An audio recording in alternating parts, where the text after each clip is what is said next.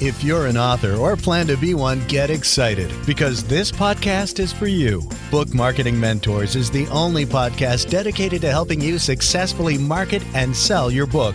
If you're ready for empowering conversations with successful marketing mavens, then grab a coffee or tea and listen in to your host, international best-selling author Susan Friedman. Welcome to Book Marketing Mentors, the weekly podcast where you learn proven strategies, tools, ideas, and tips from the masters. Every week, I introduce you to a marketing master who will share their expertise to help you market and sell more books. Today, my special guest is Natasha Miller. Natasha isn't your average CEO. She sits at the helm of Entire Productions, the go-to experience design, event, and entertainment production company in San Francisco, and has been on the Inc. 5000 list of fastest growing companies in America for 3 years in a row. She's the Wall Street Journal and USA Today best-selling author of Relentless, Homeless Teen to Achieving the Entrepreneur Dream. Natasha's passion and commitment to giving back drives her invariable contributions and participation with numerous charitable organizations, particularly homeless youth programs.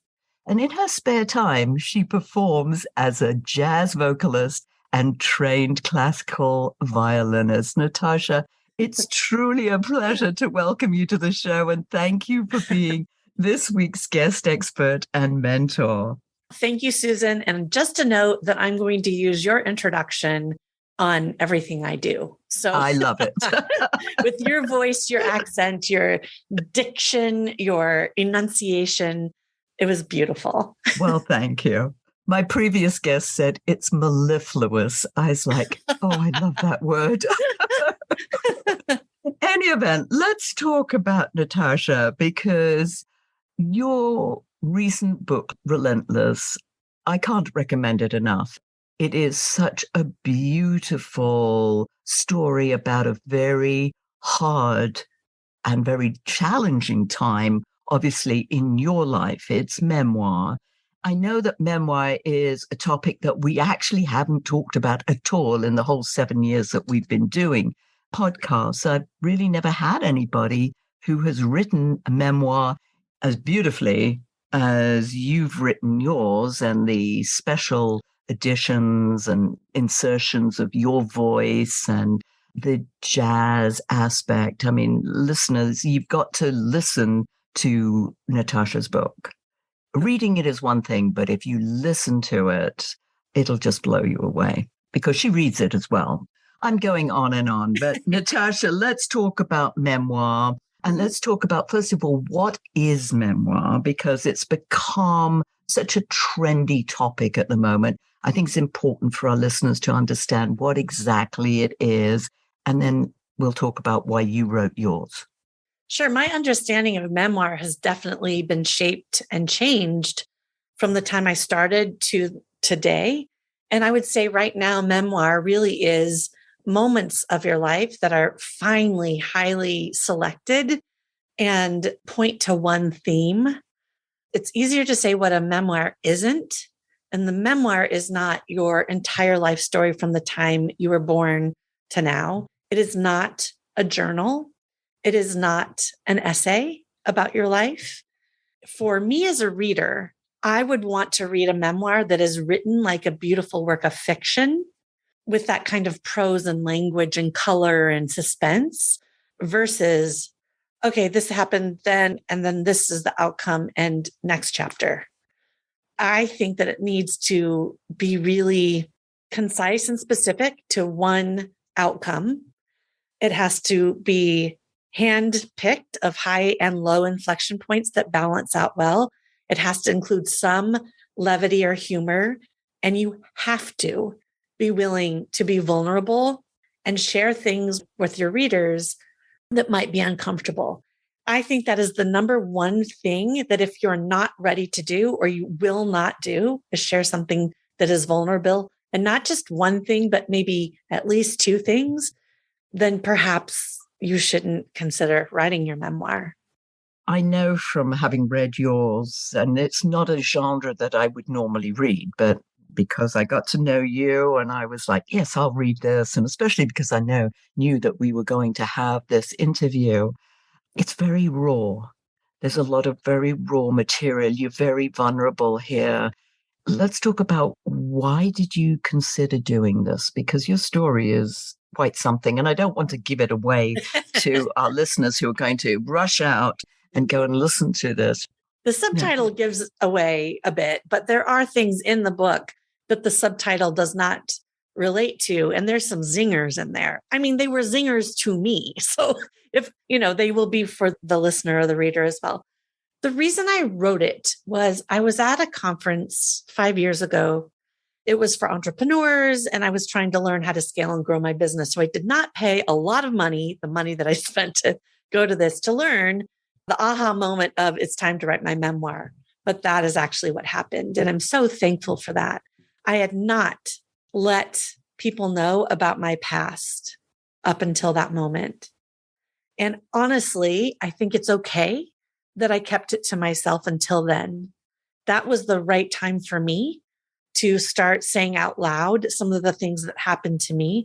I had distance and reflection in my back pocket instead of it just happened and now I'm going to write about it. And I think that's also important. I thought, Susan, that my story was so unique and so incredible and wild, and that people would be definitely entertained and shocked and awed by. But as I started writing it, I also knew that this would be helpful to people that are seeking success and advancement. But I didn't know a lot of the things that actually were the outcomes after, which we can talk about later. I'm so glad that I did this. This is definitely something that has changed, rearranged, and transformed my life. Now, let's get it straight. This was not therapy, correct? No, but I highly suggest that you go into therapy if you haven't yet while you're doing it, because things are going to come up. They're going to come up and erupt within yourself. But let me tell you a secret, Susan. You're going to learn things about yourself and your family while you're writing it that you never knew. And you will probably remember what one of those things was for me. And let's not tell anyone, because that's the teaser. I discovered something within writing my book that I would have never discovered had I not written this book, that blew me away. And then after, the skeletons continue to fly out of the closet. You got to be prepared mentally and physically and emotionally to deal with that. So it sounds like that you obviously were not expecting this, that things sort of took on a whole life of their own, this whole just writing this, that you went in with one idea, but it sounds as if there was some transformation along the way. It turned into something more than what you had originally gone in to write about. Is that correct? Absolutely, full stop. And maybe don't start to write a memoir if you're weary or hesitant to experience all these crazy things that may come out. One of the things I want to clarify is I thought I was special and unique, and that I lived such a challenging, traumatic life, and that I became a successful entrepreneur. But what I've come to learn is that 75% of successful people have had challenges in their upbringing, from alcoholism, parents not paying attention, abandonment, drug use, lots of things like that. It was a little bit of a wake-up call to me to say, you're not that special. But I will say that I hope that most people have not experienced what I personally experienced. That's obviously made you who you are. I mean, it sounds, just from what I've experienced, is that if you want something, you're just going to go out and get it, no matter what. I mean, there's no stopping you. Yes, no. Exactly. I mean, that definitely comes out loud and clear in the book. Writing memoir is one thing. And as I mentioned earlier, there's a trend out there. You wrote yours. Now, the next thing is, who wants to read this and why? Mm-hmm. Who I thought wanted to read it and why, that's happening. But there's another thing happening is that there's a whole other group of people reading it that if you would have asked me, I would have said there's no way. And I'll tell you what that is. So I figured women ages 25 to about 65 would be the target demographic and maybe on the older side of that demographic. And probably that same group that are entrepreneurs would be my, so female entrepreneurs from 25 to 65. Those people are reading the book and they are enjoying it, and I'm hearing from them. Who I'm hearing from more than women, and not to say that more of these people are reading the book, but men that are in their like 35 to 65 range. And most of them are entrepreneurs because that's the circle that they discovered my book in. And they are sending me screenshots of their underlined and highlighted passages. On a podcast that I did a couple of weeks ago, a very high-powered male entrepreneur, like hundreds of millions of dollars worth of revenue, was so intense with me in the preamble, to the conversation. And he brought something up to me, which really resonated with him. And by the way, these men are resonating with different parts of the book. So it's not like all men are saying, oh, this one thing that really resonated with me. I am not quite sure what's going on, but I'm starting to ask them, why did you even read the book in the first place? And what is so meaningful to you? So the one thing this particular man did was he was very touched with the little note that my daughter had written to me during the pandemic for Mother's Day. Then he read that note aloud on the podcast. So for him, that was a major important takeaway. And I am here for it. I love it. I love that it's affecting both men and women. And I'm very surprised that it's affecting men. And also, the demographic is so large. I mean, when authors come to me and I say, well, who's your audience? And let's say you would come to me with that. I would have loved to have published this book, but I know we didn't. And next time. However, if you'd said the demographic was 25 to 65, female entrepreneurs, professionals, or men with that same, 35 to 65. I'm like, Natasha, you've got to narrow that down. That's too huge a market to even think about going after. It sounds as if those people, what they have in common is the element of being an entrepreneur. Yep, absolutely. So that sounds as if it's the market that you have spent time marketing, and help me with that. Tell us more about how you've gone about actually marketing the book. I had a 25-point monster marketing plan. I put all eggs in the baskets. This was very important to me. I had produced 7 CDs of my life's work as a musician, and this book seemed even bigger, much bigger than any one of those releases, which they all feel like my babies.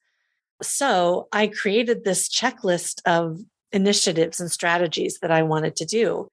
I knew that I would market to, like, I'm an entrepreneurs organization. So to that group, that's 15,000 people all over the world.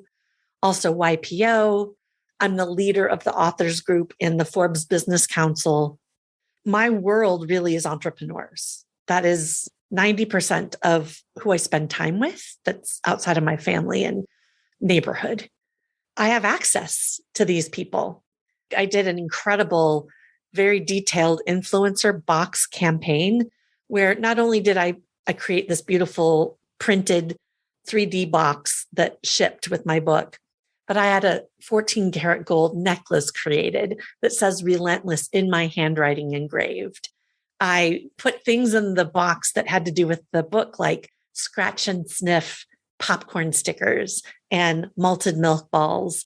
There was also 2 postcards that were stamped, and it says, you've got to read this book, for the person receiving it to send out to whoever they wanted to. In return, these people did social media campaigns. They had me on their podcast. They had me speak on their stage. They wrote a blog post. They wrote an article. They could choose how they wanted to support me. And I reached out to a little bit over 100 people, and 75 people said yes and were in that program. That was one of 25 things that I did. Oh, my goodness. I know. I'm going to be honest right now. It was a little manic. It was a lot of excitement. And I knew that I wanted this book. This was not a business card book. This wasn't, I'm trying to get more business for entire productions or any of my other things. Yes, it may lead to more business in everything that I do, but you read the book. It's not a sales book Mm-hmm. by any means. In fact, some people might read it and go, oh boy, I'm not sure about this one. Well, it just makes you realize that, again, like I said before, that whole idea of being relentless, I mean, that's a perfect title for it. You are relentless. And really the message for me was that if you want to get something, that you have to be relentless about it. To get what you want is like, yeah, go out and get it and just keep getting it, even though you get knocked down. Oh, yeah. Being knocked down is sometimes a help because it just fuels the fire. I'm now giving an experiential keynote that's called It's Not Enough to Be Resilient. And in that title, I don't give, you have to be relentless, but that is within the speech. Resilience just bounces you back to where you were before you had this challenge. And you have to be relentless to get past where you're at today and to your dreams and what you want to be successful in, and quite possibly past that mark. I can tell you for sure, Susan, that I have exceeded any expectations anyone else had of me, and definitely the expectations I had for myself. And yes, I have imposter syndrome. And yes, I think, oh, that's not for me. And you know what I do with that? I push it away and I just charge forward. And with the imposter syndrome part, instead of feeling that I'm not worthy, I hunker down and learn what it is that I have a deficit in so that I become confident. It's pretty easy. Oh, so easy. Just like that. Yes. We could do a whole program just on that one subject alone. Yep. What did you want the book, or what do you want the book to do for you? I think I didn't have this in words before, but I knew it would be a significant legacy piece for what I had accomplished.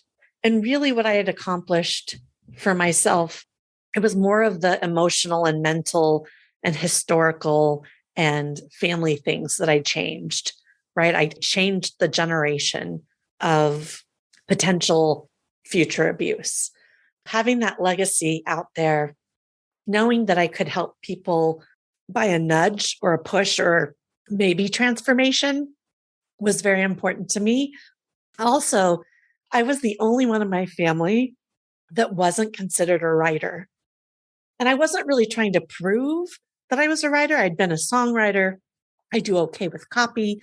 But like my grandmother, as you read in the book, was a professionally published author of family communication books. I wanted to prove my value in my family above and beyond the other things that I was doing to prove that. And this was one of them. So it was cathartic. Yes, it had to do with some therapy because it's therapeutic, but I'd worked on so many things in therapy before. You can't really write a great memoir if you haven't reconciled a lot of what you went through. Yeah. And it's like giving a keynote speech and you're sharing a very raw subject material story. You just can't break down in the middle of it. No. This isn't a therapy session. So, yeah, in the same way, the book, yes, there's catharsis and there is an element of therapy, but that's not why you're doing it. No, and the reasons kept changing, Susan, and building. And I would say the outcomes are changing and building and growing. And I think they will for quite some time. And appreciating that journey and allowing it to be many different things instead of just the one thing you thought it would be is, something to embrace. Making a difference. And as you said, looking to change behavior for the next generation and future generations. I know that homeless youth programs are something that you're very involved in. How do you feel you're impacting those people because they've gone through so much in their life and they're still young? How do you feel that perhaps you're making an impact with them? Well, I've spoken in Los Angeles to the Covenant House. And it was interesting because when I went there, this was a few years ago, here I am, a white woman talking to them about like the potential career and events. Nobody wanted to hear about that from me. They're taking one look at me and they're like, we don't identify with this woman. Like, oh, whatever. But when I stood up, this is what I said.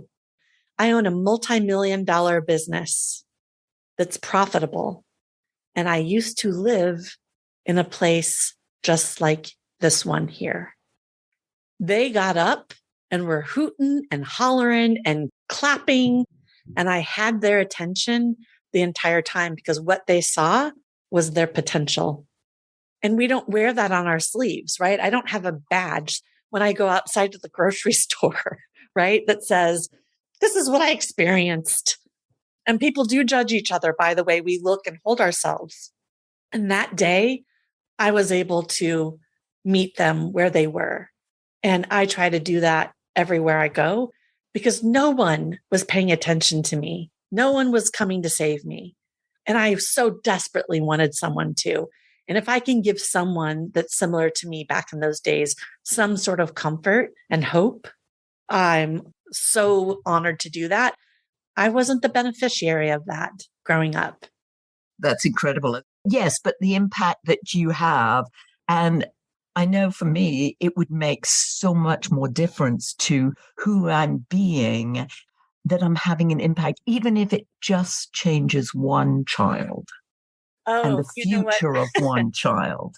Susan, that's so funny you bring that up because I set out, when I was marketing this book, and I said this, I don't want to just affect one person. Why on earth would I go through all of this and write a book and publish it, market it to affect one person? I want to affect every single person that reads or listens to this book in some manner. That's how I look at it. But I think that's my all-in personality also.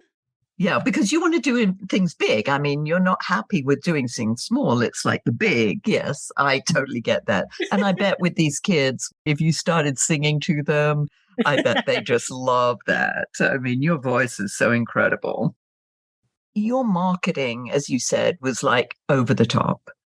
Let's say we're talking to authors who don't necessarily have the kind of marketing budget that perhaps you put into marketing your book. Mm-hmm. What are some simple shoestring budget type things that they could think about doing? And especially marketing a memoir, let's say, because I think memoir is very different from a regular nonfiction book that's in a certain topic for a specific audience. Yours is much broader. Yes. So I think it starts with, honestly, the book cover.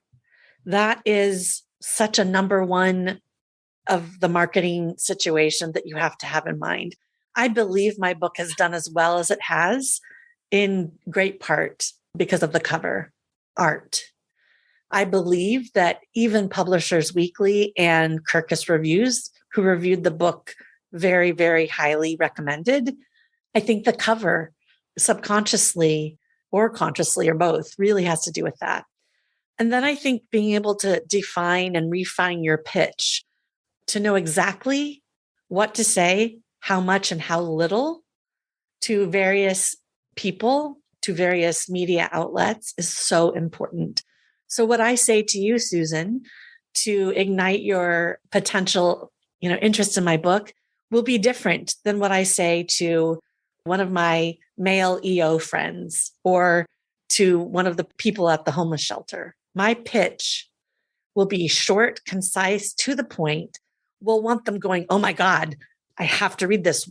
And I know this works because I can see it, like we're in a group together. When I talked to people about my book, I could see people literally typing on their keyboard and I could see in the chat, I just got your book. I just got your book. I just downloaded your book. So I know the pitch works. Learning how to pitch, there's a lot of information online about that. You can also take courses. They can be inexpensive to incredibly expensive. But I think that is one thing that any author should learn how to do. But for memoir, it's the story, right? It's the story, it's the color, it's the entertainment, it's the potential suspense.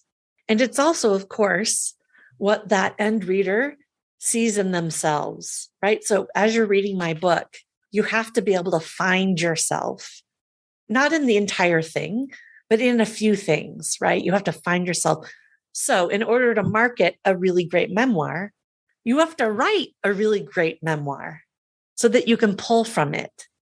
And yes, I believe you've achieved that. I mean, as I said, I'm not a memoir specialist by any stretch of the imagination, but I know when I like a book, and I know it was one of those page turners, I could not put it down. I had to keep listening. And I'm remembering that I'm standing there waiting at the gate for a Southwest flight, and I'm listening to your book.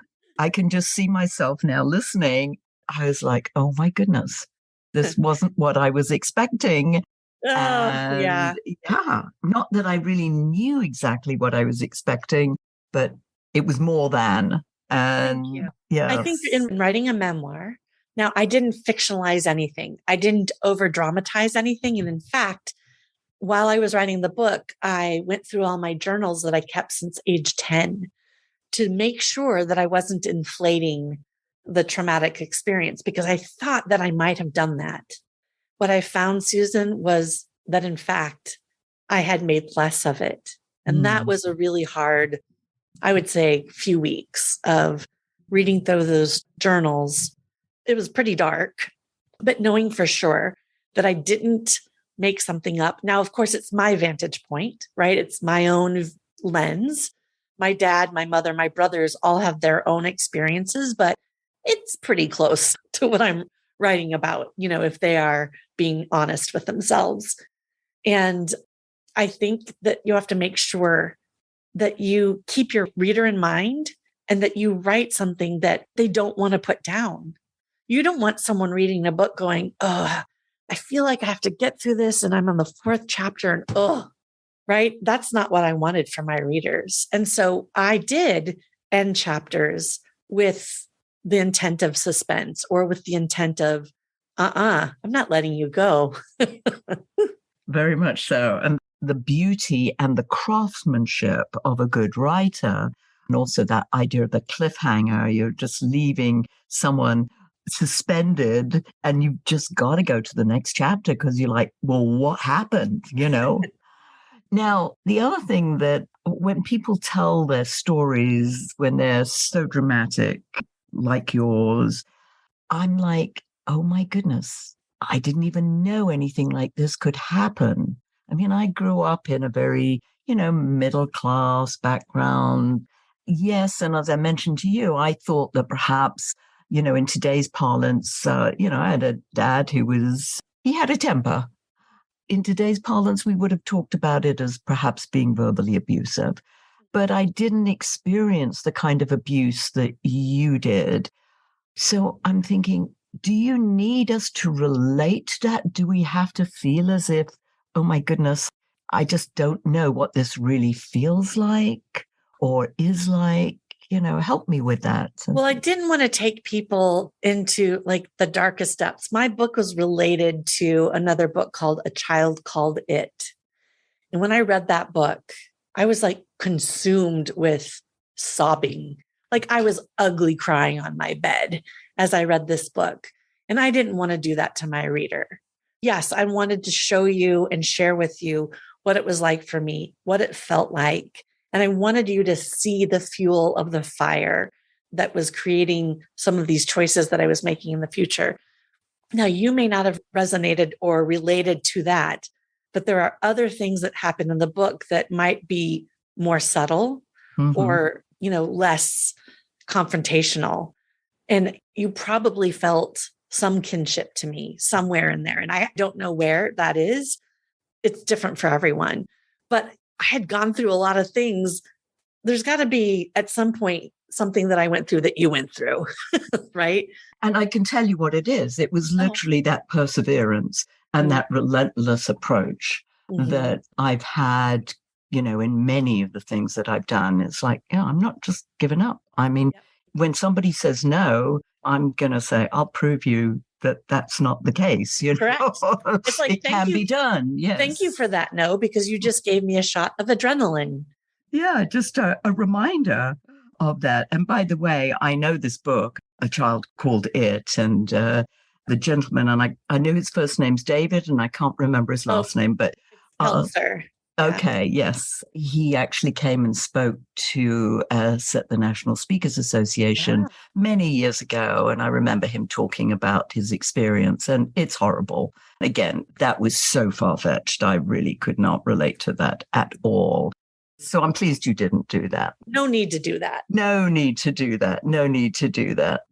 Natasha, we could go on, I know, and there's so much we could talk about with this. And I'd be interested to hear from our listeners what they might want to know more about. And so we could potentially do a part 2 of this, because there's so much that you could get into with the whole idea of memoir.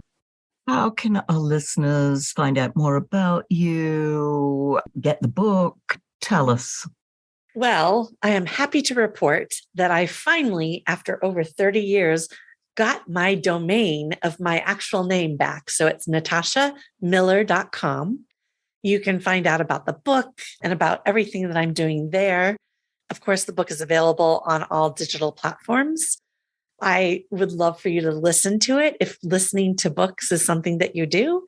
And if not, of course, reading the book or the Kindle would be great. And as I say, I would recommend listening to it just because there's music. And it's Natasha singing. Am I allowed to say that? Yes, yes. In fact, any music that you hear is from one of my 7 CDs or a live performance, and it's all me.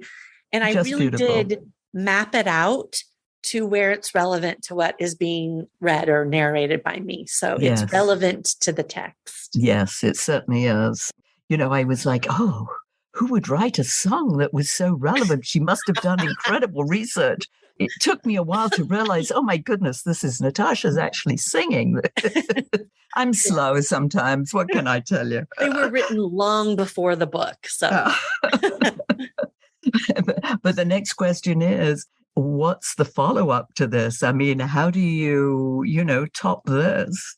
I'll tell you how. It's being optioned to be a film, a feature film. So that's a whole new experience for me. And, who knows what will really come of it, but that is the next thing. And I am helping entrepreneurs, thought leaders, and industry titans write the story of their life through my program, Memoir Sherpa. And I am so passionate about it. And I think if you have an extraordinary story, I want to hear about it, and I want to be part of getting that out into the world. Beautiful. Yes, I would highly agree that there are stories, I think, that people could be telling that we could all learn from, as long as they're not too far-fetched. But that's me. That's my preference. What can I say? Natasha, if you were to leave our listeners with a golden nugget, what would that be? I would say this: if you're listening to this and you're thinking to yourself, my story's not that interesting, or we've heard these, from rags to riches stories forever. Nobody's going to want to hear my story. I would challenge you on that.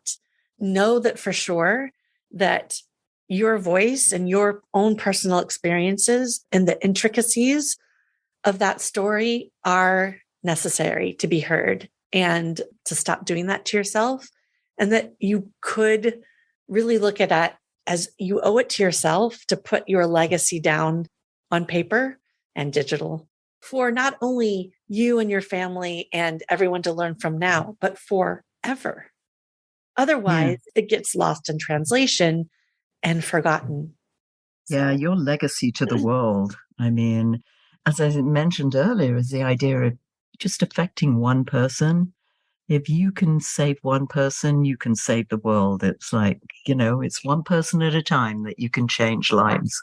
Yes, you're doing an incredible job. So thank you. Thank you so much for sharing this wisdom with us. And listeners, yes, do listen to this again. This is so touching. And as I say, listen to the book, Relentless. Go check it out.